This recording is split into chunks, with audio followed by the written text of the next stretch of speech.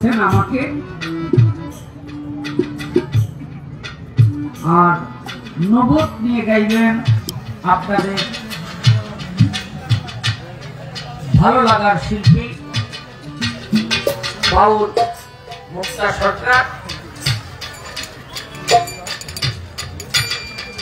আপনারা যদি এরকম নীরবতা দিয়ে আমাদেরকে সহযোগিতা করেন, ভালো গাইতে না পারলেও এলাকা দিয়ে এক সময় সাধক আব্দুর রশিদ সরকার সাহেব, তাই না? তো সেই মাটিতে আমরা এসেছি, অবশ্যই আমাদের প্রতিটি কথা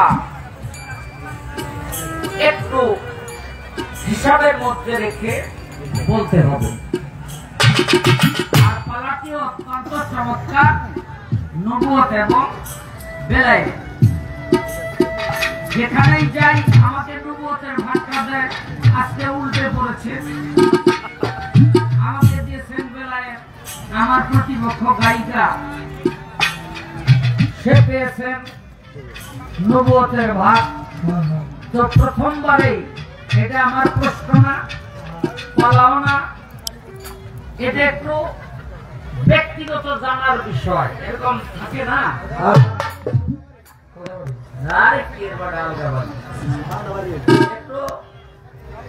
ওই যে আলাপ সালাপ করার একটা ব্যবস্থা আর কি। শ্যামরাই করছে নতুন বিয়া, বাসর করে গিয়া কি কইব খুঁজে পায় না। তো এখানে বহু কষ্ট করে ভাব করছে, তুমি গরুর মাংস খাও,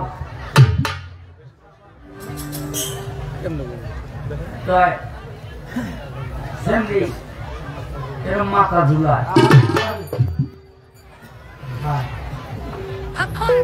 না, মুখে কম যায় না, খাইতো একটু কইয়াই চুপ রয়েছে। আধা ঘন্টা পর মেয়েটাই জিগায়, তো আপনিও গরুর মাংস খান? কম যায় না, কয় খাই। তাইলে এই বাসর ঘরের মধ্যে গরুর মাংস আপনিও খান, আমিও খাই, এটা কি হইল? না, একটু আলাপ সালাপ করলাম। আমার প্রথম আলাপ হইল নবুয়ত নিয়ে, যেহেতু মুক্তা সরকার গাইতেছে। এই পৃথিবীতে আদম হইতে নবী করিম সাল্লাল্লাহু আলাইহি সাল্লাম পর্যন্ত 1,00,000 মতান্তরে 2,24,000 পয়গম্বর, 313 জন নবী, এর মধ্যে কোন নারী নাই। এটা না থাকার কারণ কি? আলাপ সালাপ। এই যে মাছ আছে গা, আপনারা যারা ঝগড়া নিয়ত করে আইছেন, ঝগড়া ডাকাতে সকালে করবেন, আজকের জন্য স্থগিত রাখেন।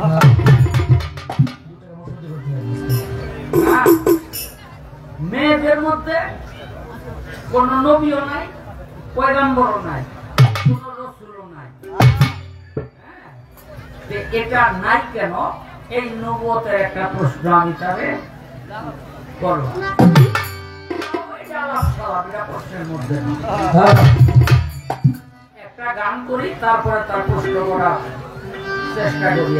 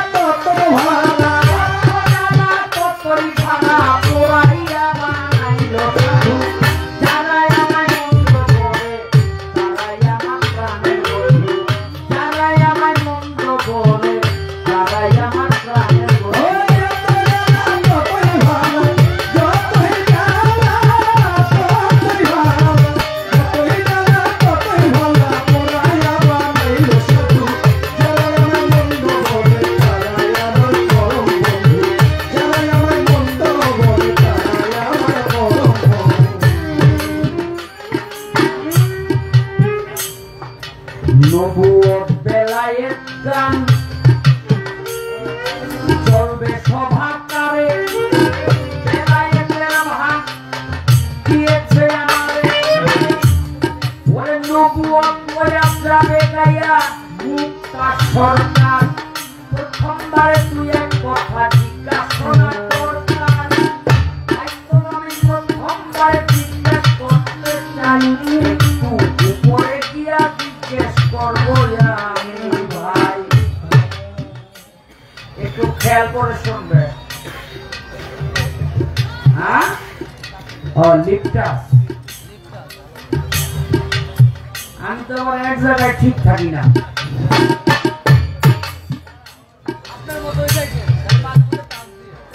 এক জায়গায় ঠিক থাকি না এই এক জায়গায় রাখনের জায়গায় ঘরের বউটাকে আমার এখন চেষ্টা করতে আছে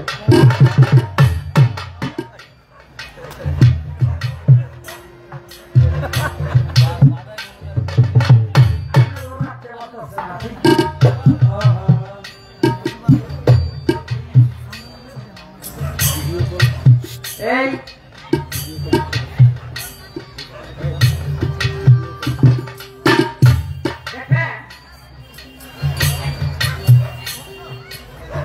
আল্লাহ পাক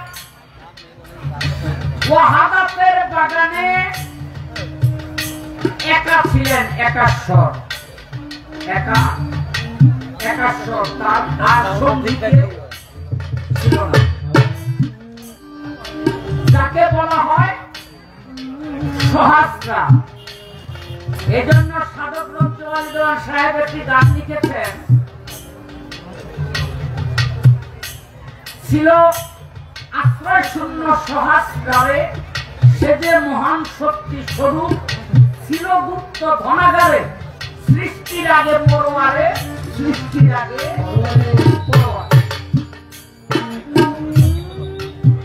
সেই ধনাগার হইতে যখন আপনি হলেন চেতন নিজকে নিজে প্রকাশিত হল সৃষ্টি আকিঞ্চন সে যে মহান শক্তি ছিল 6 ভাগে বিভক্ত হল নাম ভাগ নিরাকার রইল 5 ভাগে পাঞ্জাবন গড়ে সৃষ্টির আগেই পরোয়ারে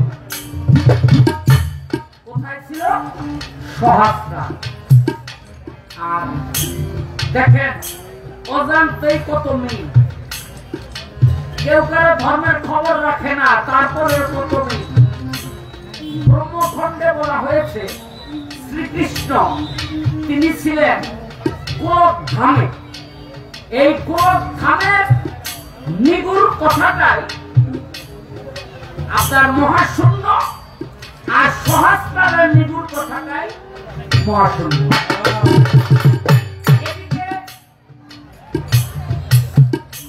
আমাদের ধর্মগ্রন্থ বলতেছে নূরে মোহাম্মদ থেকে সমস্ত কিছুর সৃষ্টি ওদিকে ব্রহ্মখণ্ড বলতেছে শ্রীকৃষ্ণের দেহ থেকে সমস্ত কিছুর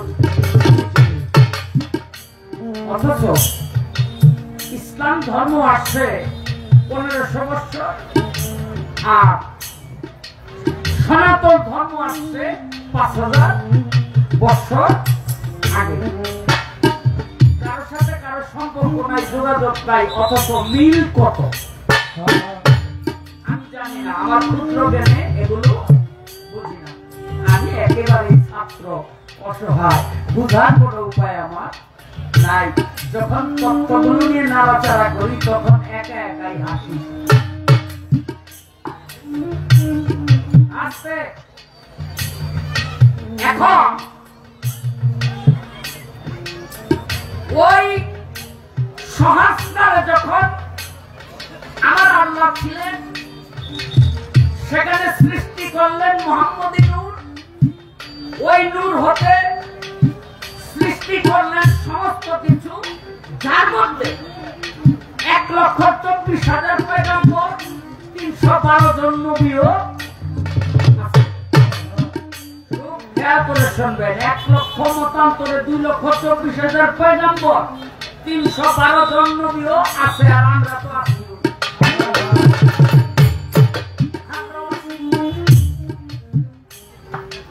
এখন আল্লাহ পাক বললেন,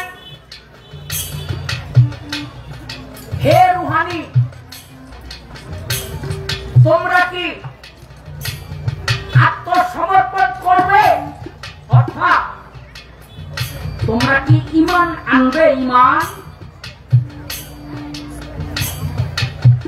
সমস্ত রুহানি দাঁড়ায় গেল। আরে ঈমান আবার কি? কিছু কিছু রুহানি বলল যে হ্যাঁ আমরা ঈমান আনবো। তখন তারা পাঠ করলো, আল্লাহ বলে পাঠ করো। আরশ কাঙ্গুরার দিকে তাকাইয়া সেখানে কি লেখা আছে? লেখা দেখলেন লা ইলাহা ইল্লাল্লাহু মুহাম্মাদুর রাসূলুল্লাহ সাল্লাল্লাহু আলাইহি ওয়াসাল্লাম।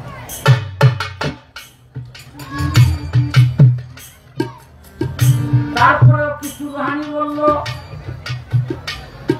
যে আমরাও ঈমান আনবো, বলে পাঠ করলো। তারপরে কিছু রুহানি বলল আমরা ঈমান আনবো, পাঠ করলো, ঈমান আনলো। এমনি করে আস্তে আস্তে একটা সময় আর কেউ স্বীকার করলো না যে আমরা ঈমানদার হতে চাই। কেউ পাশা দিয়ে রইল, কেউ বেহা হয়ে রইল, কেউ তেল হয়ে রইল। আসলে এই দুনিয়ার মধ্যে আইসাও ওগুলো বেহা তেরাই হয়ে রয়েছে। ওগুলি হাজার পিটাই সোজা হবে না। আমার প্রশ্ন কিন্তু মুক্তা সরকার সামনে আইতাছে, তোমার রেডি থাকতে হবে। এখন আমার নবী আসলো সবার শেষে, কলেমা হলো কি? লা ইলাহা ইল্লাল্লাহ, নাকি মুহাম্মাদুর রাসূলুল্লাহ। আর আদম যখন ছিল তার কলেমা ছিল কি? লা ইলাহা ইল্লাল্লাহ আদম সফিউল্লাহ, লা ইলাহা ইল্লাল্লাহ ইসমাঈল জালিলুল্লাহ, লা ইলাহা ইল্লাল্লাহ ইব্রাহিম খলিলুল্লাহ, লা ইলাহা ইল্লাল্লাহ ঈসা রূহুল্লাহ। এমনি করে তখন কলেমাগুলো একের পর এক পৃথিবীতে তাদের মাধ্যমে আসতে শুরু করলো। যখন আমার নবী আসলো তখন হলো লা ইলাহা ইল্লাল্লাহ মুহাম্মাদুর রাসূলুল্লাহ। এখন তোমার কাছে আমার প্রশ্ন, ওই যে রুহানিতে যদি নবীরা মানে 312 জন নবী, 1,24,000 পয়গম্বর, তারা যদি ওই রুহানিতে নবীর কলেমা পাঠ করে থাকে তাহলে দুনিয়াতে এসে তাদের নামে কলেমা আসবে।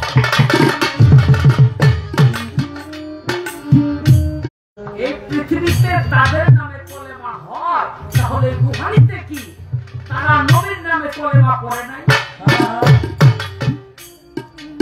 একজন চেয়ারম্যান সাহেবরে ভোট দিয়া কয়দিন পর নিজে চেয়ারম্যানই দাবি করে, কেন এটা আমার মাথায়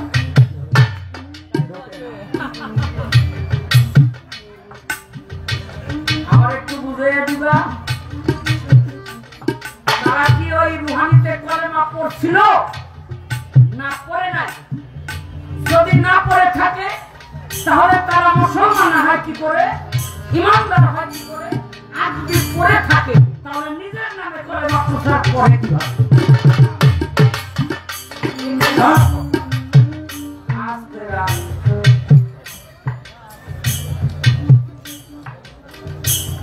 আমার 2 নাম্বার জিজ্ঞাসা থাকবে, এই যে কলেমা, এই কলেমাটা না ফরজ না সুন্নাত? 70,000 বছর পর্যন্ত মুহাম্মদী নূরে জপতে আরম্ভ করলো লা ইলাহা ইল্লাল্লাহ।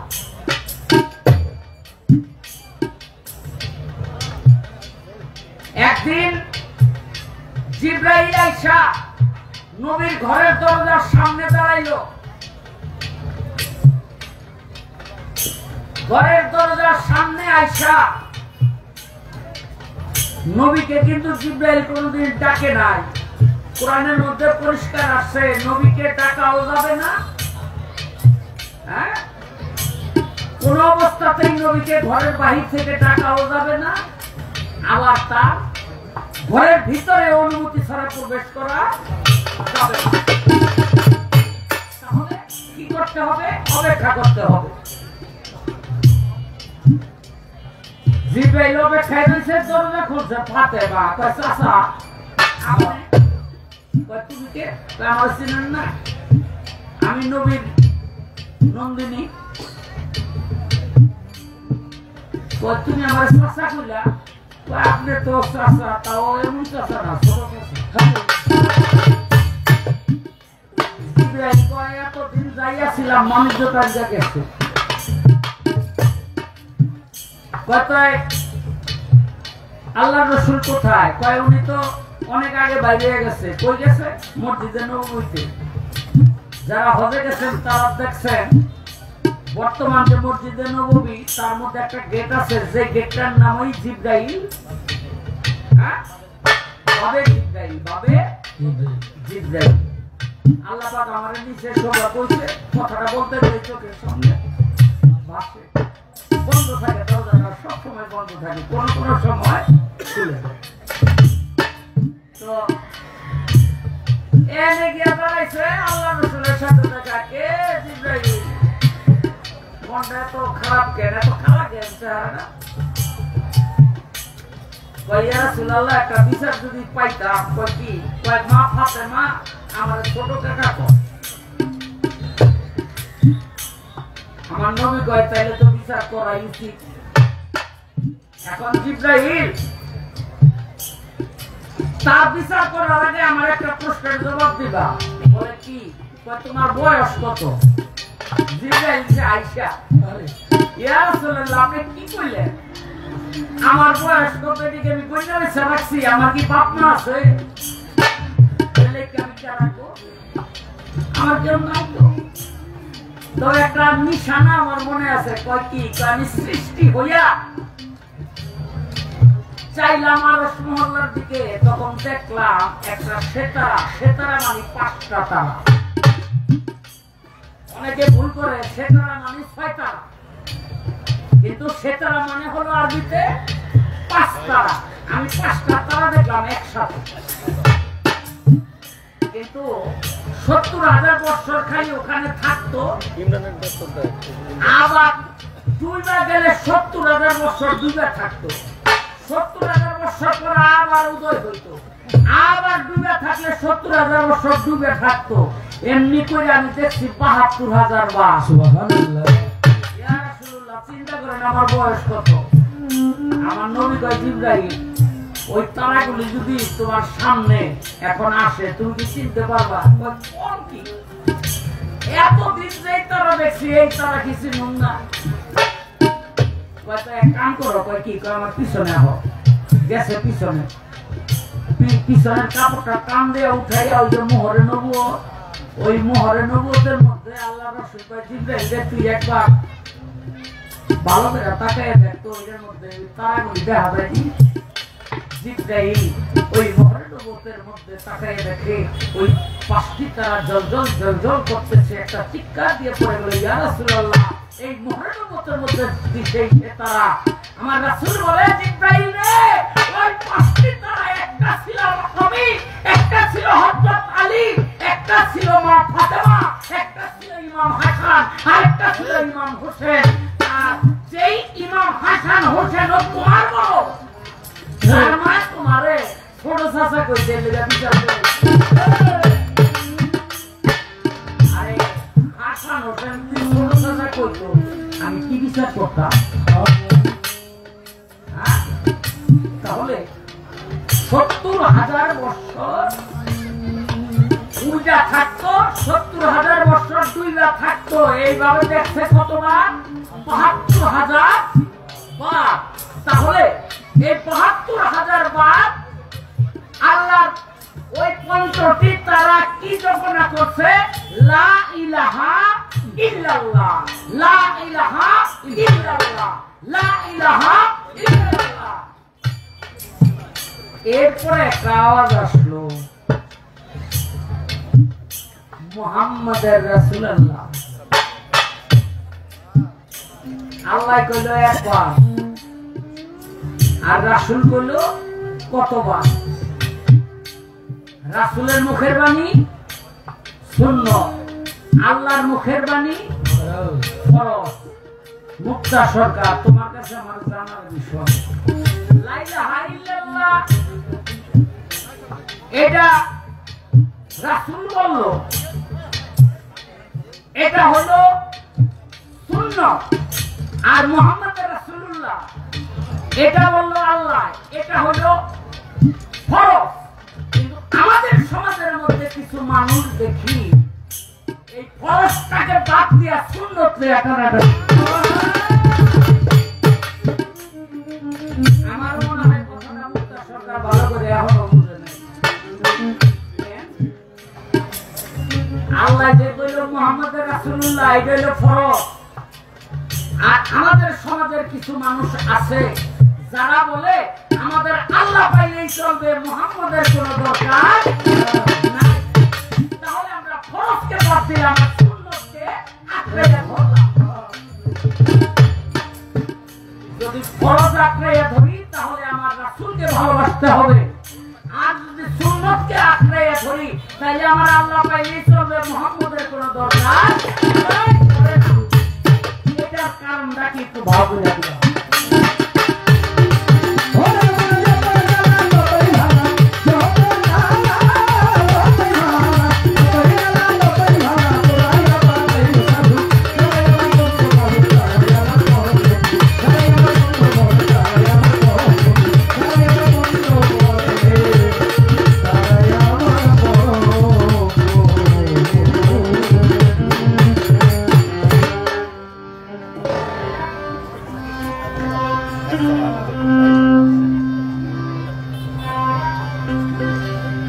রবে নাই ধন জীবন যৌবন, তবে কেন মন তোমার এত বাসনা। রবে না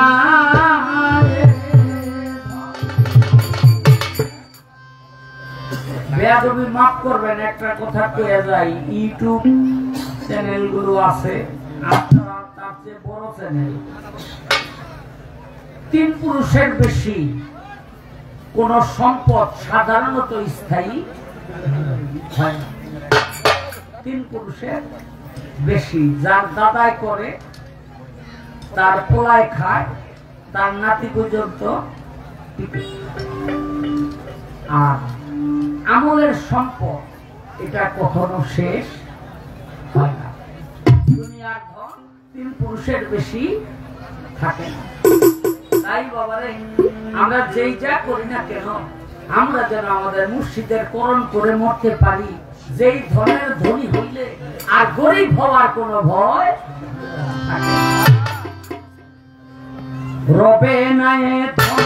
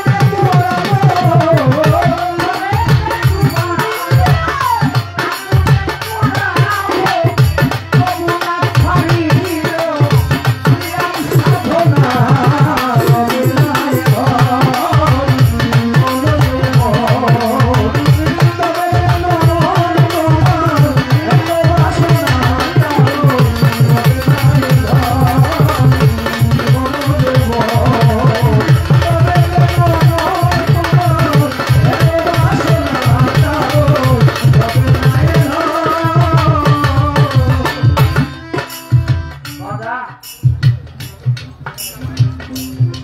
একটা কথা বলি, যদিও আপনারা জানেন আমাদের দরবারের মধ্যে অনেকে আইসা পীর মুর্শিদের দরবারে বায়াত হয়, কয়দিন গেলেই কয় বাবা আমার খেলা ভর্তিও দেয় না, ও আউলিয়া অলিও বানায় না। আছে না নাই এরকম? কোন কোন ভক্ত তো পীরের কাছে বাবাই কইছে বেয়াদবি মাফ করবেন, আমার বাড়িতে বাবা তুই একটা খাসি লয়ে আসিস, আপনি লয়ে গেছেন চাইলেটি। একবারও মনে মনে চিন্তা করেন নাই যে গুরুর বাক্য তো ফরজ, কি কর গুরুর বাক্য ফরজ, আপনি লয়ে গেছেন চাইলেটি, আবার বিয়ে করতেছেন বাবা ব্যবসা বাণিজ্য ভালো না ভালো। মিশা কথা কইতে যা যা লাগে সব পাশাতে রেডি করে হয়ে গেছে।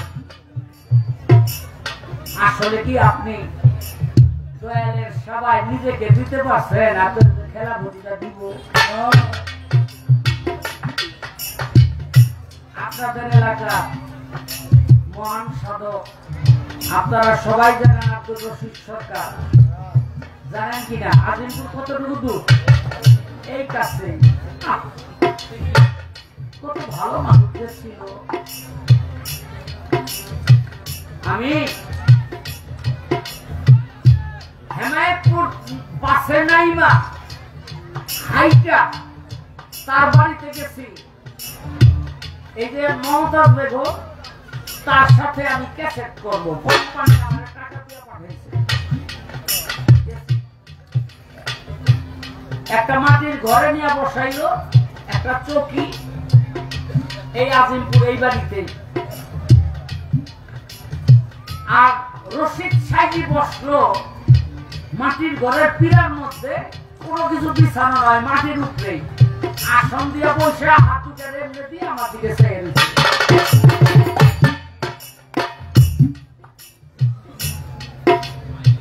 আর ম্যাডাম বসলো চোখের উপরেই এক কোনায়, আমারে কয় ভাই কেন আসেন বলেন? আমি বললাম এক কোম্পানি আপনার আমার ক্যাসেট করাইবো পালাগা 3টা, কয় টাকা দিবেন? 9000। আমি কই আমি সহজ সরল, আমি কই দেখেন ওই কোম্পানি আমাকে বলছে আপনাকে 4500 টাকা দিবে। তো উনি শোনার পর গেল, আমি মনে মনে করলাম, কইলাম যে মনে হয় আমার এত দূর থেকে আইছি, কিছু খাওয়াইবো, খাওয়ানো আনতে গেছে। তো কই আইছি তো সরকার সাহেব আমার দিকে এসে গেছে, শালু ভাই আপনি কি ক্যাসেট সত্যি করাবে?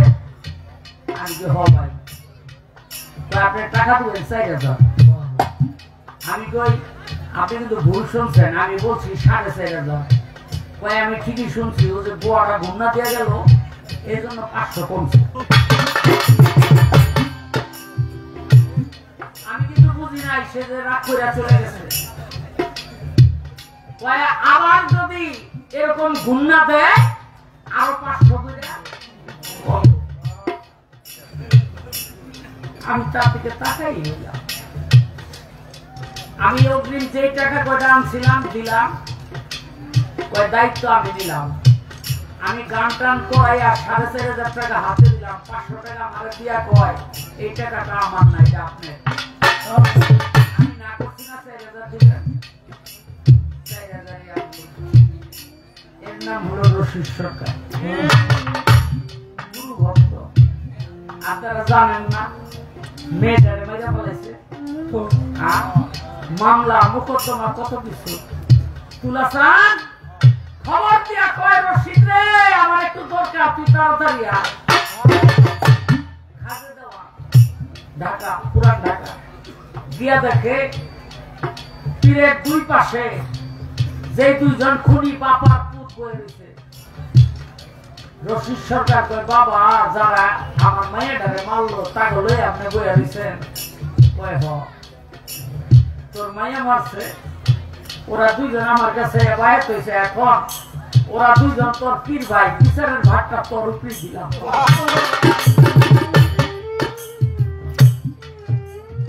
তুই চোখের পানি ছেড়ে আমি আমার একটা মেয়ে হারাইছি, বিনিময়ে আখেরাতের দুইটা ভাই আমি পাইছি। আমি কালকে এই মামলা তুলে ধরছি।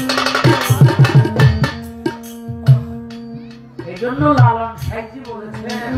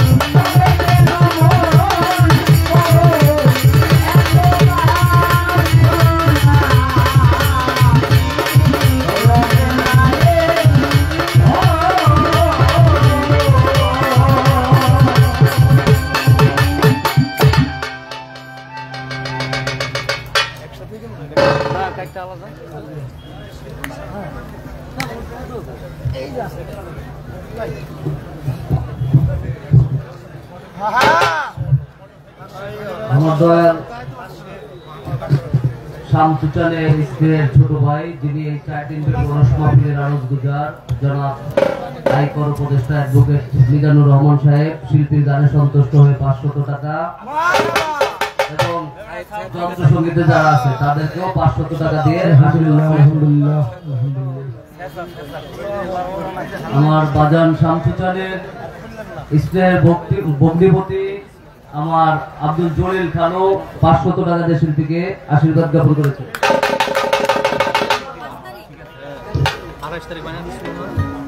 আমাদের শায়েস্তের প্যানেল চেয়ারম্যান মহিদুল মামা 200 টাকা দিয়ে ধন্যবাদ জ্ঞাপন করেছেন।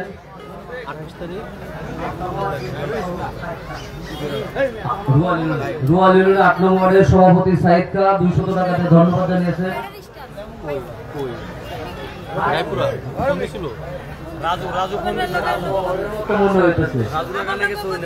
আমাদের কাইকুবাদ মামা, আমার দয়াল শামসুচানের অতি আদরের ছেলে ছোট ভাই কাইকুবাদ হোসেন 200 টাকা দিয়ে শিল্পীকে ধন্যবাদ জ্ঞাপন করেছেন।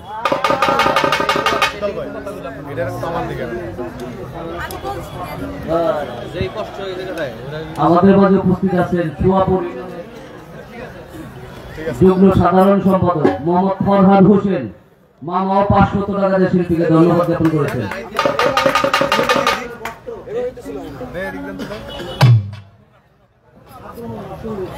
আমাদের দয়ালের ভক্ত আব্দুল মুন্নাফ ভাই সংগ্রহ আগত 500 টাকা দিয়ে শিল্পীকে ধন্যবাদ জ্ঞাপন করেছেন। আমাদের ভাই বাজানের ভাইগনা আবুল কালাম ভাই 500 টাকা দিয়ে শিল্পীকে ধন্যবাদ জ্ঞাপন করেছেন।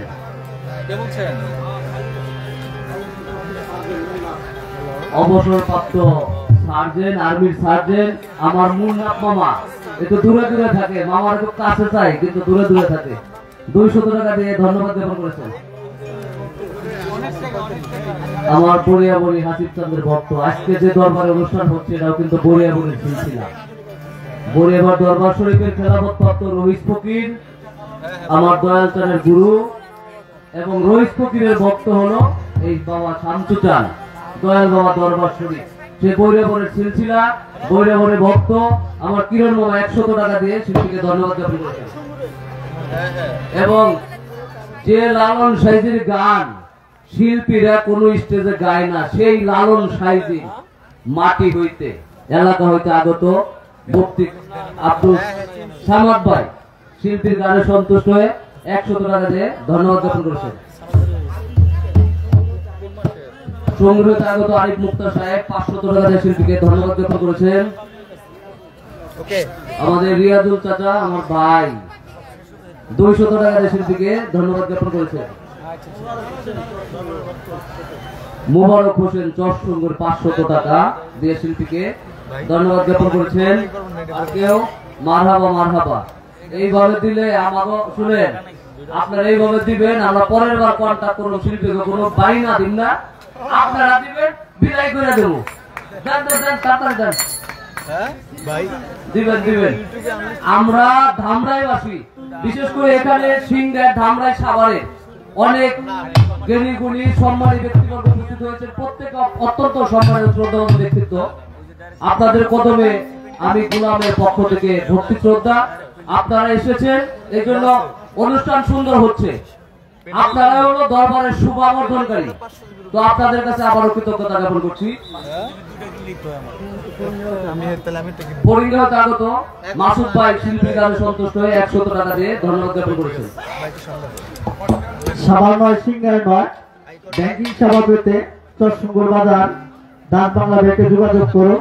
সকল প্রকার ব্যাংকিং সেবার জন্য পরিচালক নাসিরউদ্দিন 200 টাকা দিয়ে সরকারকে পুরস্কৃত করেছে।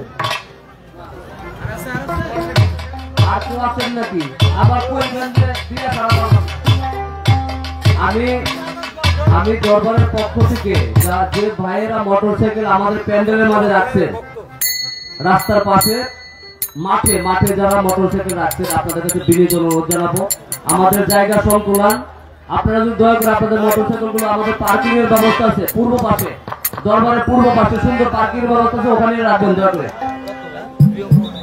দয়ালের ভক্ত 100 টাকা দিয়ে সরকারকে ধন্যবাদ জ্ঞাপন করেছেন।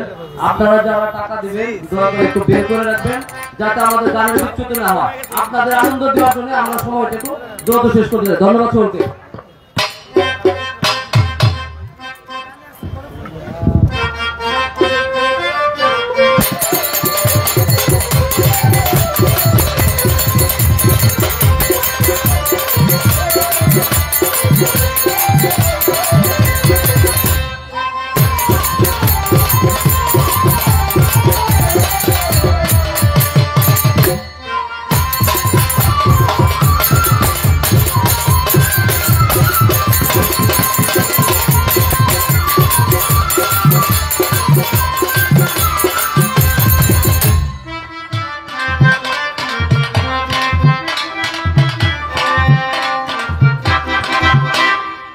হ্যালো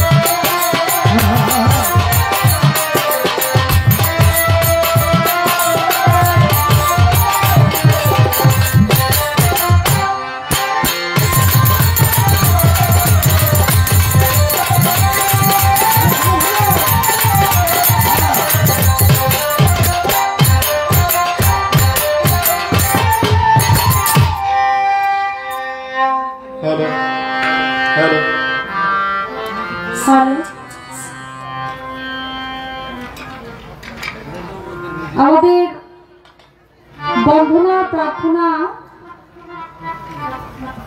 শুরু হওয়ার পর কর্তা পক্ষ থেকে পালা ঘোষণা করে দিয়েছেন নবুয়ত এবং বেলায়েত।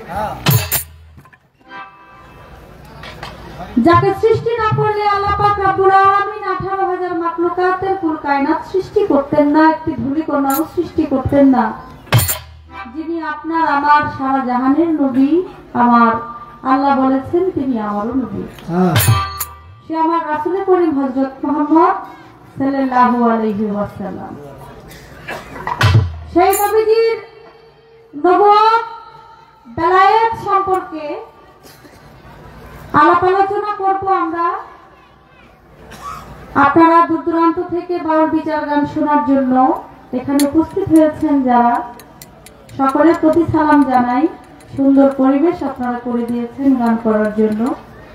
শিল্পী যত বড় হোক যত ছোট হোক সে কখনো মঞ্চে দাঁড়িয়ে গান করতে পারে না যদি শ্রোতারা তাদেরকে সহযোগিতা না করে।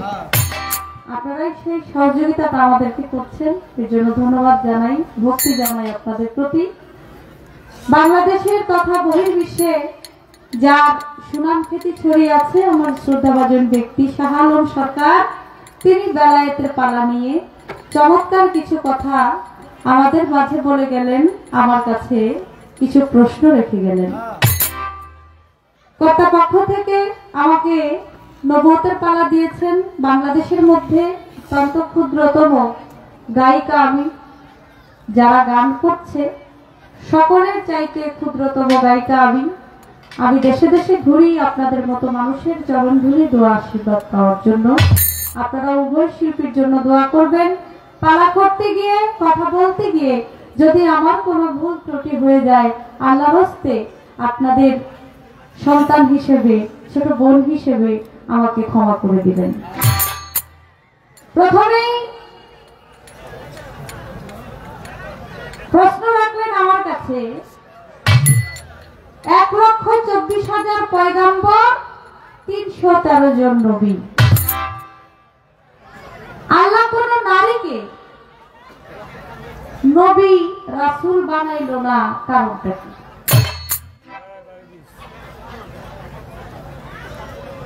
নারী হলো গোডাউন। নারীর পেটের মধ্যে যত নবী রসুল আছে সব নবী রসুলই কিন্তু মায়ের গর্ভ থেকে দুনিয়াতে আসছে। আমার রাসূল করিম হযরত মুহাম্মদ সাল্লাল্লাহু আলাইহি ওয়াসাল্লাম তিনি মাকে, নারীকে কত সম্মান করেছে।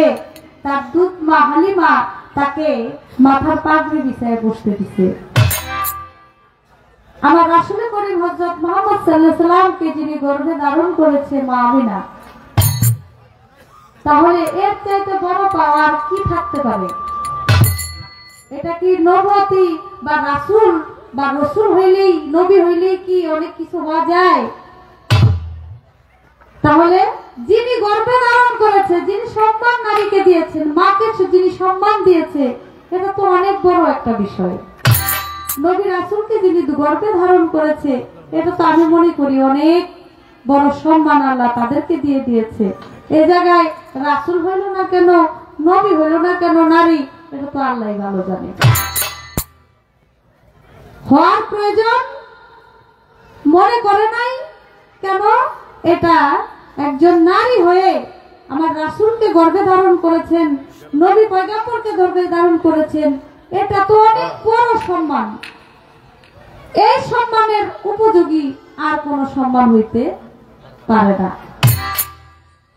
তাই এর জন্যই আমার আল্লাহ পাক রব্বুল আলামিন নারী বলেন, নারীকে যে সম্মান দিয়েছে, আমার রাসূল যে সম্মান দিয়েছে, এর জন্য নবী বা রাসূল হওয়ার দরকার পড়ে না, কারণ তারা নবী রাসূলকে গর্ভে ধারণ করেছে। এই একটা প্রশ্ন। আরেকটা প্রশ্ন, আরো দুইটি প্রশ্ন আমার কাছে রেখে গেছেন। একটা গান আগে করি, গানটা করলেই আপনারা বুঝতে পারবেন। গানটার পরে আমি তার জবাব দেওয়ার জন্য চেষ্টা করব।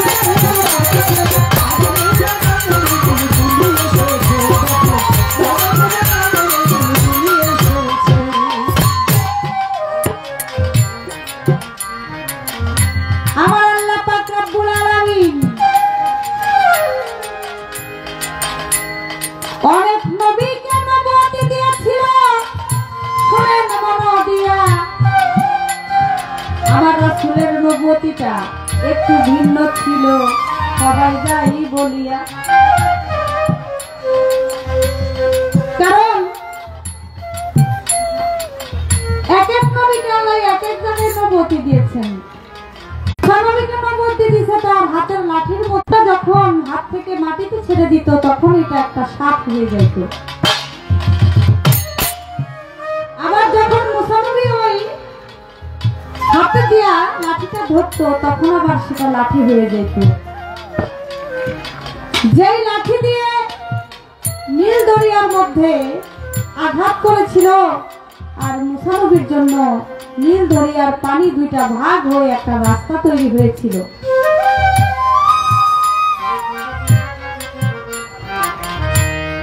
ইউসুফ নবীকে নবুয়তি দিয়েছিল তার চেহারার মধ্যে, যেই চেহারা স্বপ্ন যুগে জুলেখা বিবি দেখে পাগল হয়ে যায়।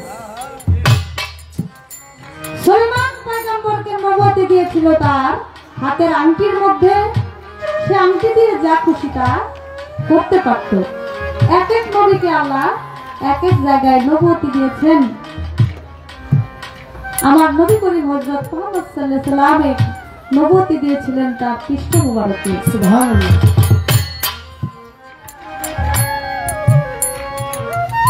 যেটা কারো সাথে তুলনা হয় না, মোহরে নবুয়ত, সেই নবুয়ত সম্পর্কে আলাপ আলোচনা করব।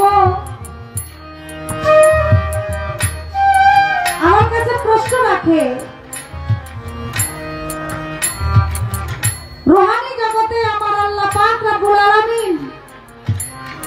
সমস্ত নবী অলি পীর পয়গাম্বর সবার রুহানি নিয়া সেখানে কালেমা পাঠ করেছিলেন।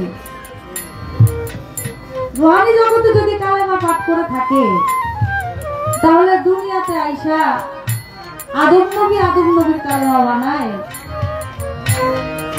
ঈসা নবীর কালেমা বানায়, মুসা নবীর কালেমা বানায়, এক এক নবীর কালেমা বানায়, তারা নিজেরা পাঠ করে। কারণটা কি?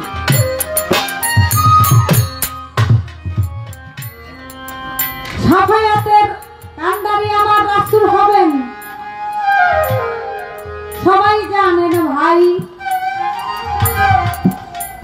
আমার আল্লাহ দুনিয়াতে পাঠাইলেন, সে প্রথম সবার শেষে আসছেন। তাই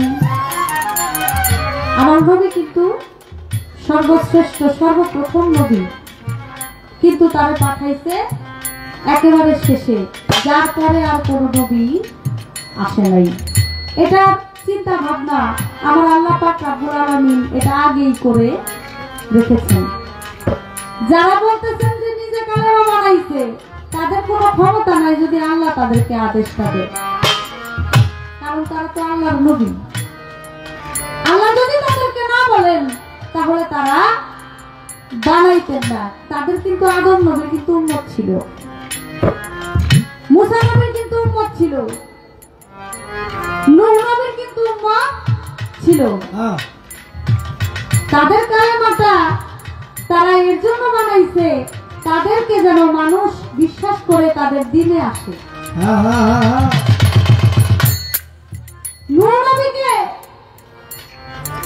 আমার আল্লাহ পাক রব্বুল আলামিন শরীয়তের নবী বানাইছে। নূহ শব্দের অর্থ রোদনকারী। তিনি এত কান্নাকাটি করছে, আমার আল্লাহ তারে খুশি হয়ে শরীয়তের নবী বানাইছে। কিন্তু দেখা যায় একদিন নূহ নবী দুই হাত তুলে বলে, আল্লাহ আমার কথা তো কেউ শুনে না, আমার কালেমা কেউ পড়ে না, আমার দিনে তো কেউ আসে না। আমার আল্লাহ বলে, তোমার দিনে যদি কেউ না আসে তুমি একটা বড় করে নৌকা বানাও। এই কথাটা কিন্তু বাজান আপনারা সবাই জানেন। যারা তোমার দিনে আসবে, যারা তোমার কালেমা পড়ে তোমার দিনে আসবে, তারাই রক্ষা পাবে।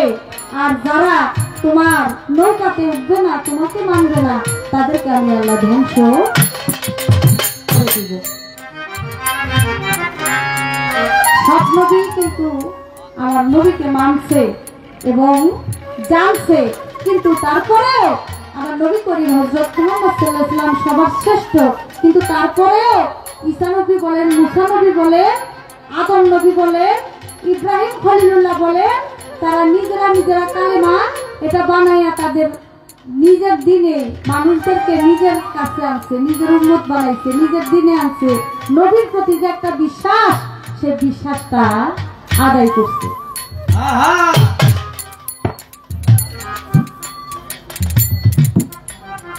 এই বিশ্বাসটা আদায় করার জন্যই তারা নিজের কালেমা পাঠ করে পড়াইতে হয়েছে। কারণ তখন আমার নবী করিম হযরত মুহাম্মদ সাল্লাল্লাহু আলাইহি ওয়াসাল্লামের যে কালেমাটা, সে কালেমাটা তারা জানতো। তাদের এক একটা কিতাবের মধ্যে সেভাবে বলেছে যে আমরা নবী না হলে যদি শেষ নবীর উম্মত হইতে পারতাম তাহলে আমাদের জীবনটা ধন্য হইত। এটা কিন্তু সব নবী বলছে, কিন্তু তারপরেও তাদেরও তো উম্মত ছিল, তাদের উম্মতের জন্য তাদের নিজের কালেমা বানাইতে হইত। আদম নবী নিজের কালেমা থাকতেও একজন যখন শরণদ্বীপ আর একজন জেদ্দায় বসে কান্নাকাটি করে, 350 বছর কান্নাকাটি করার পর যখন দুজনে একত্রিত হয়েছে, তখন কিন্তু আরশ মহল্লার মধ্যে লা ইলাহা ইল্লাল্লাহু মুহাম্মাদুর রাসূলুল্লাহ সাল্লাল্লাহু আলাইহি ওয়াসাল্লাম এই কালেমা দেখে কিন্তু আমার আল্লাহর কাছে বলছিল, আল্লাহ ওই নামের উসিলায় তুমি আমাদেরকে ক্ষমা করে দাও। আমার আল্লাহ বলছিল, হে আদম, যখন তোমাদেরকে জান্নাত থেকে বিতাড়িত করে দুনিয়ার মধ্যে পাঠাইলাম, নিক্ষেপ করলাম, তখনও আরশ মহল্লায় আমার এই কালেমা, আমার এই নাম লেখা ছিল। তুমি যদি তখনও ক্ষমা চাই, তার সাথে সাথে আমি আল্লাহ তোমাকে ক্ষমা করব। সব নবী মানছে, জানে আমার নবীর ঘটনা, কিন্তু তারাও কিন্তু নবী ছিল, আল্লাহর নবী। আল্লাহ করছে ঘোষণা তাদের উম্মতদেরকে দিনে আনার জন্য, কারণ তখন আমার নবী দুনিয়াতে আসে নাই। এর জন্য তাদের উম্মতদেরকে নিজের দিকে আনার জন্য, তাদের উম্মত করার জন্য, এর জন্য একটা কালেমার প্রয়োজন হয়। তারা নিজেরাই নিজেদের কালেমা ওই পাঠ করাইয়া তাদের উম্মত তখন বানাইছে, মুসলমান বানাইছে।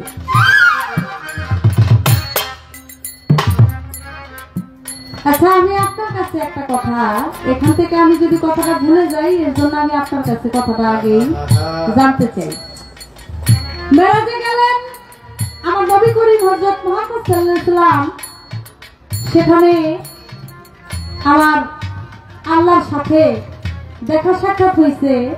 আমার আল্লাহর কাছে তিনি বায়াত হয়েছে। যখন আমার এক পর্দা বাকি থাকতে আমার আল্লাহ বলে যে আমি মুরিদানের সাথে দেখা করি না, তখন আমার নবী বলছিল যে আমি এখন কার কাছে মুড়ি ধরবো, কোথায় যাব?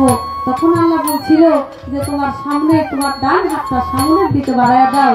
সামনের দিকে যখন বাড়ায় দিতে দেখে, একটু পরে চোখ খুলে দেখে তার এক হাতের সাথে আরেক হাত লেগে আসছিল।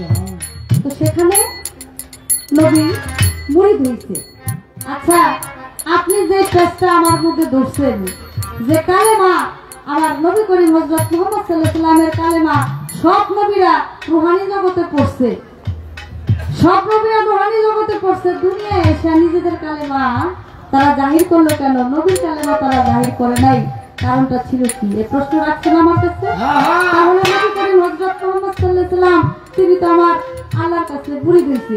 যদি তুই নবী বুড়ি ধরে থাকে, তাহলে এই যে নবীগুলো, ঈসা নবী বলেন, মুসা নবী বলেন, দাউদ নবী বলেন, ইব্রাহিম খলিল নবী বলেন, আদম নবী বলেন, তারা কি মুড়ি ধরেছিল কিনা? কারণ আল্লাহ যদি বলে থাকে আমি বেমুরিদানের সাথে দেখা আছে, আমি বেমুরিদানের সাথে দেখা করি না, নাকি? যদি আল্লাহ এই কথা বলে থাকে যে আমি বেমুরিদানের সাথে দেখা করি না, তাহলে এই যে তারা যে আল্লাহর নবী, তারা কি আল্লাহরে দেখে নাই? অবশ্যই দেখছে। আর যদি দেখতে হয় তাহলে মুড়ি ধুইতে হইছে। তাহলে তারা কি আল্লাহর কাছে মুড়ি ধুইছিল কিনা? যদি মুড়ি ধুয়ে থাকে, এরা দলিলটা কোথায় আছে আপনি বলে দিবেন যে তারাও আদম নবী আল্লাহর কাছে মুড়ি ধুইছে, নূহ নবী আল্লাহর কাছে মুড়ি ধুইছে, মুসা নবী আল্লাহর কাছে মুড়ি ধুইছে। এমন 24,000, 1,24,000 পয়গাম্বর, মতান্তরে 2,24,000 পয়গাম্বর, 313 জন নবী মুড়ি ধুইছে আল্লাহর কাছে। এটা আপনি একটু দেখাইবেন।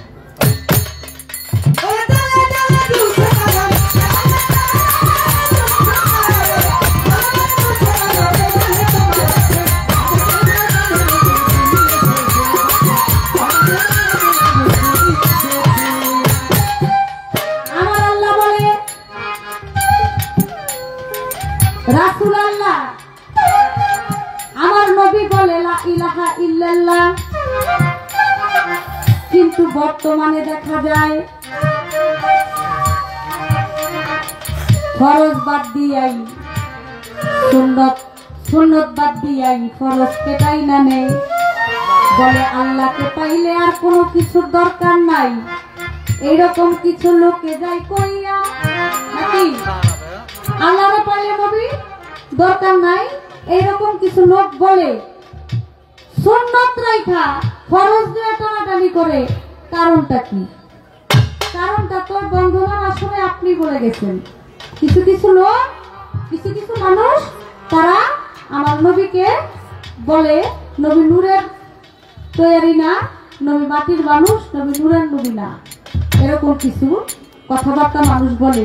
নবীর যখন দুরূদ শরীফ পড়ে তখন দাঁড়ায় আর নবীর কেয়াম করে না। আবার নবীকে মাটির মানুষ বলে, আবার নবীকে নিজের বড় ভাইয়ের সমতুল্য মনে করে। নাউযুবিল্লাহ মিন যালিক। এই কথা তো আপনি বলে গেছেন। যারা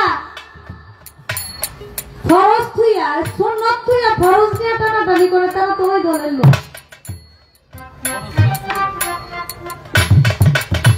যারা সুন্নত দিয়ে ফরজ দিয়ে যারা টানাটানি করে, সুন্নতের দরকার নাই, আমাদের আসলের দরকার নাই, আমরা আল্লাহ পাইলেই চলে, তারা তো ওই দলের লোক।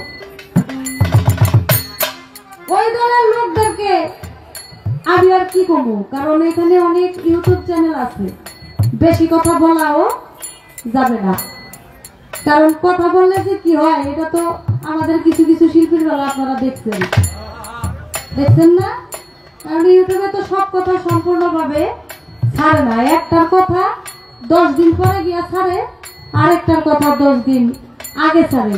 এই আগে পরে ছাড়তে গিয়া মানুষের মনের মধ্যে একটা বিভ্রান্তি সৃষ্টি হয়ে গেলে তখন শিল্পীর দোষ হয়, বলে শিল্পী এই কথাটাই ভাবে বলছে, আসলে পুরো কথাটা যদি ছায়া দেয় তাহলে কিন্তু একটা শিল্পীর দোষ হয় না। আমাকে যেই কথা থেকে যেই জায়গা থেকে উনি আমার কাজ দিছে এই কথা সম্পূর্ণ যদি আমি খুলে বলি সকালে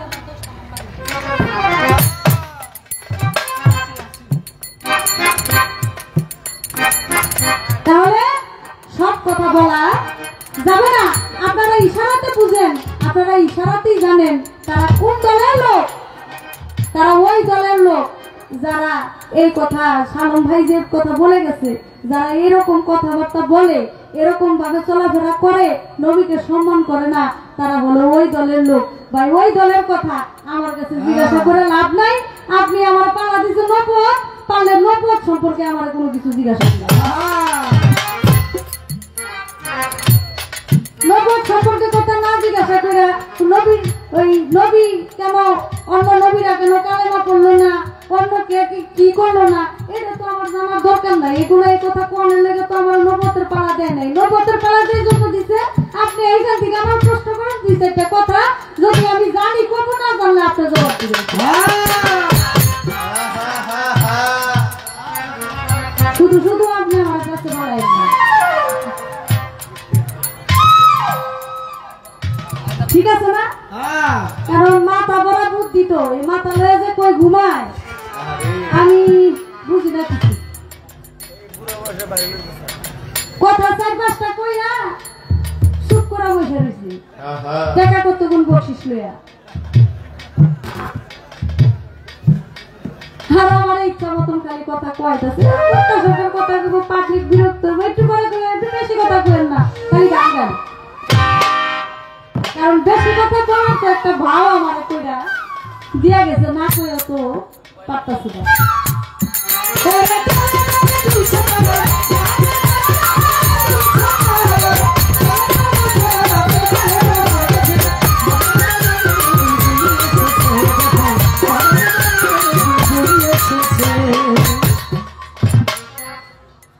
আচ্ছা, আমরা গুরুর কাছে যাই, গুরুর কাছে মুরিদ হই। গুরু হলো স্বামী, ভক্ত হলো স্ত্রী, নাকি? গুরু হলো স্বামী, ভক্ত হলো বা শিষ্য হলো স্ত্রী। এই যে গুরুর কাছে মুরিদ হইয়া গুরু যদি স্বামী হয়, এটা হলো আধ্যাত্মিক কথা, আমি আপনারা জিজ্ঞাসা করতেছি। গুরু যদি স্বামী হয়, গুরুকে স্বামী বলা হয়, ভক্ত হয় স্ত্রী, আমি জানতে চাই তাহলে গুরুরে ভক্তরা যে বাবা ডাকে, বাবা ডাকে কারণটা কি?